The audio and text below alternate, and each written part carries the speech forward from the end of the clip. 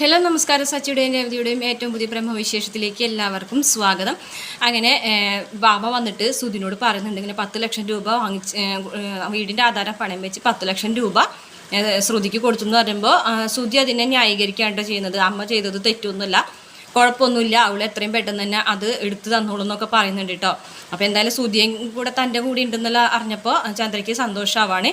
ഇതേ സമയം അച്ഛമ്മയുടെ നാട്ടിലേക്ക് പോകുന്ന രേവതിനെ സച്ചിനെയും കാണിക്കുന്നുണ്ട്. അപ്പോൾ അവർ രണ്ടുപേരും നല്ല ജോളിയായിട്ടാണ് കേട്ടോ പോകുന്നത്.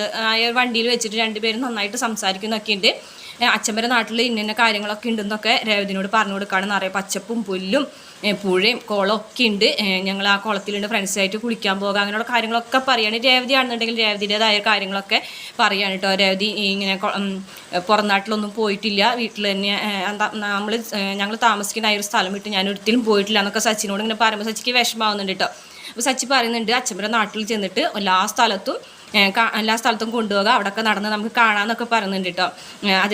അതേപോലെ തന്നെ സച്ചിയുടെ തോളിൽ രേവതി ഇങ്ങനെ കിടന്ന് ഉറങ്ങുന്നുണ്ട്. ഒരു ക്ഷീണത്തിൽ ഇങ്ങനെ ഉറങ്ങി പോകുന്നുണ്ട്.